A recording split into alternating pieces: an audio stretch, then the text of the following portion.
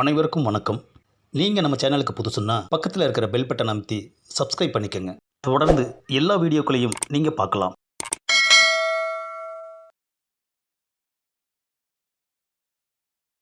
Copy ready, எடுத்துகிட்டு போய் line குடியா. என்னது குடு யாவா? இங்கே வேலைக்கு சேர்ந்துட்டா உடனே யா போடுவியா? சப்ளையர் தானேயா? ஆஹா, நான் யாருங்கிறது தெரியாமல் என்னையவே எய்த்து பேசுகிறான். டேய், நான் யாருன்னு தெரியுமா உனக்கு? நீ சப்ளையர் தானையா? ஆஹா, அசிங்கப்படுத்திட்டான் ஐயா. போயா, போய் காப்பியை லைனுக்கு கொடு. காப்பியை கொண்டு போய் லைனுக்கு கொடுப்போம். நாம் யாருங்கிறது இவனுக்கு தெரிஞ்சு என்னாக போகுது? என்னது, நம்மால் உட்காந்துருக்கான். என்ன ப்ரோ, நீங்கள் எங்கே? இந்த காஃபி டேல தான் அருண் நான் வேலை செய்கிறேன்.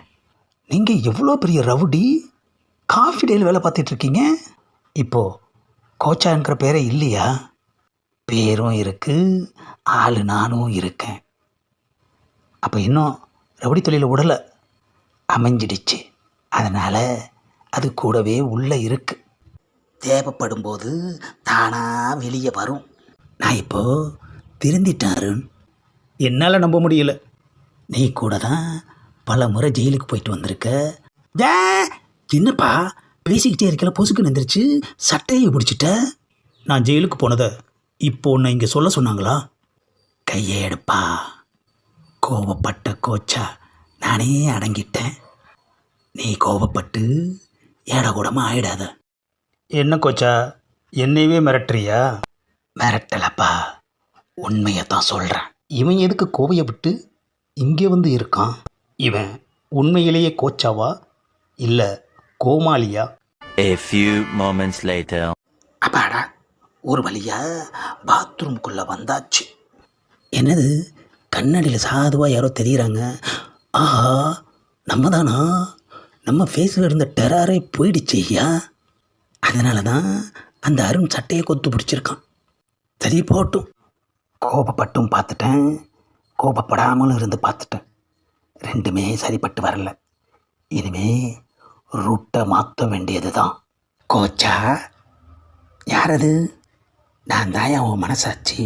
ஏயா, பாத்ரூம்குள்ளே உச்சா தான் வரும், நீயும்மா வருவ? உன் மனசாட்சி தானையா, நீ போகிற இடத்துக்கெல்லாம் வருவேன். பாரு கோச்சா, அடிக்கடி கோபப்பட்டா நம்ம கோபத்துக்கே மரியாதை இல்லை. கோபமே படாமல் இருந்தால் நமக்கே மரியாதை இல்லை. ரெண்டையுமே விவேகானந்தர் சொல்லியிருக்கார்.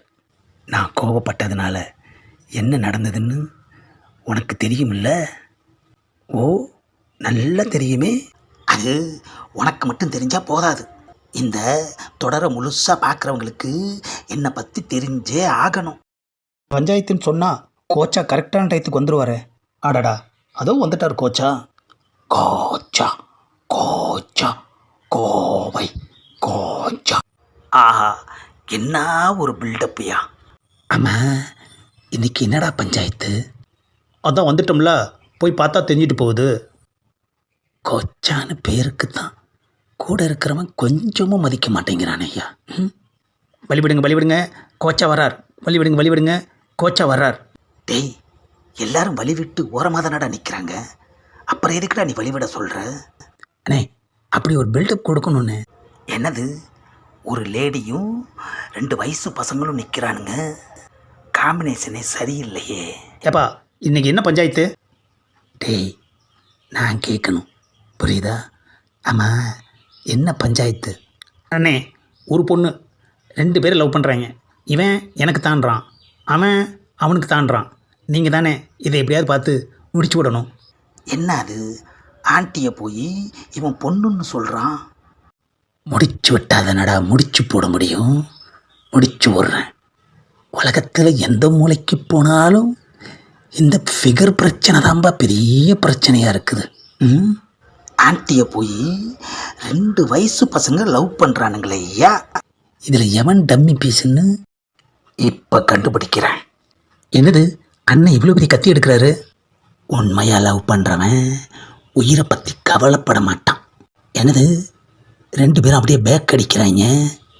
ஆஹா, 2 பேருமே டம்மியாக லவ் பண்ணியிருந்துருக்குறாங்க. கோச்சா என்ன பண்ண போகிறாரோ? கோச்சாவை யாருன்னு நினச்சிங்க? அவர் கொந்தளிச்சா கோவையே நாஸ்தி ஆகிடும். டேய், நான் எப்படா கொந்தளிப்பேன்னு சொன்னேன்? ஏன் ஒழுங்காக கோவையில் இருக்கிறது பிடிக்கலையா உங்களுக்கு? கோச்சா நீ சும்மா இரு கோச்சா. உன் பவர் என்னன்னு உனக்கே தெரியாது. முதல்ல பஞ்சாயத்தை முடிச்சு விட்டுட்டு அப்புறம் உனக்கு பதில் சொல்கிறேன். இங்கே பாருமா, இவனுங்க 2 பேருமே உன்னை டம்மியாக லவ் பண்ணியிருந்துருக்குறானுங்க. நீ யாரை உண்மையாக விரும்புகிற அதை சொல்லு, நான் சேர்த்து வச்சுட்டு போகிறேன். அடையானும் கல்யாணமாகி கல்யாண வயசில் ஒரு பொண்ணு இருக்குதுங்க. என்ன அது? கல்யாண வயசில் பொண்ணா? ஆஹா, எல்லாருமே மறைஞ்சிட்டாங்களே ஐயா. ஏண்டா, ட்ரிபிள் ஆன்ட்டிக்கு ஈக்குவலாக இருக்குது, இதை போய் 2 பேர் லவ் பண்ணியிருக்காங்களேடா. ஆன்ட்டிங்கிற லவ் பண்ணுறது இப்போ பெருத்து போச்சியா. இது ஒரு பஞ்சாயத்து, தீர்ப்பு சொல்கிறதுக்கு நான் வேற. ஏண்டா, ஒழுங்காக விசாரிக்க மாட்டீங்களா? அசிங்கப்படுத்திட்டீங்களேடா. கொச்சா, இந்த மாதிரி பஞ்சாயத்து அடித்தடின்னு அப்பப்போ பண்ணிக்கிட்டனாதான் நாம் பெரிய ஆளுங்கிறது எல்லாருக்கும் தெரியும். ஏற்கனவே தான் நான் பெரிய ஆள் ஆயிட்டேனடா, அப்புறம் எதுக்கிட்ட இந்த சில்லித்தனமான பஞ்சாயத்தெல்லாம்? ஆமாம், அந்த பில்டப்னு ஒருத்தன் சொன்னானே, அவனை வர சொல்லு. என்ன கொச்சா, கூப்பிட்டியா? என் கூட மொத்தம் 4 பேர் இருக்குங்க. என்கிட்ட பிடுங்கி திங்கிறதுக்காக 4 பேரும் எனக்கு ஃப்ரெண்ட்ஸ் ஆனீங்க. அதுக்கப்புறம் நானாகவே உங்களுக்கு அதிகமாக செலவு பண்ணதுனால எனக்கு பாஸ்ன்னு ஒரு பட்டத்தை கொடுத்தீங்க. ஒரு நாள் எனக்கே தெரியாமல் கோபத்தில் ஒருத்தனை போட்டு அடிச்சிட்டேன். அதை அப்படியே நாயகன் கமல் அளவுக்கு பில்டப் பண்ணி ஊருக்குள்ளே இருக்கிற கடையில் எல்லாம் என் பேரை சொல்லி வசூல் பண்ணிக்கிட்டு இருக்கீங்க. அதுக்கப்புறம் திடீர்னு ஒரு நாள் ஃபோன் பண்ணி ஒருத்தனை அடிக்கணும் வான்னு சொல்லி என்னை கூப்பிட்டீங்க. ஆனால் அவன் என் கோவத்தை பார்த்ததும் ஸ்பாட்லேயே உச்சா போயிட்டான். அவன் போன உச்சாவால் நீங்கள் என்னை கோச்சாவாக பில்டப் பண்ணிட்டீங்க. அதில் என்ன தப்பு கோச்சா? தப்பு இல்லைடா, ஆனால் எப்போ எங்கே எவன் நான் உச்சா போகிற அளவுக்கு என்ன அடிக்க போகிறான்னு தெரியல. அதுக்கு முன்னாடி இப்படி ஒரு பில்டப் தேவையா? கோச்சா, பில்டப் பண்ணலன்னா நம்மளை யாருக்கும் அடையாளம் தெரியாது. கோச்சா, உன்னை பார்த்து உச்சா பணம் ஒன்றும் சாதாரண ஆள் கிடையாது. இந்த கோவையவே பயங்கரமாக கலக்கிக்கிட்டு இருந்தவன். அதனால தான் அவன் இடத்துக்கு உங்களை கொண்டு வந்து ஃபிக்ஸ் பண்ணிட்டோம். அதுக்கு காரணம் உங்களோட கோபம். உங்கள் கோபத்துக்கு முன்னாடி யாருமே நிற்க முடியாது கோச்சா. டேய், எனக்கு என்னமோ இது நல்லதா படலடா. கோபத்தை கொஞ்சம் குறைச்சிக்கலாமேன்னு பார்க்குறேன். கோச்சா, கோபம் தான் உன்னோட பலமே. நீ கோபத்தை மட்டும் எப்போவுமே குறைக்கக்கூடாது.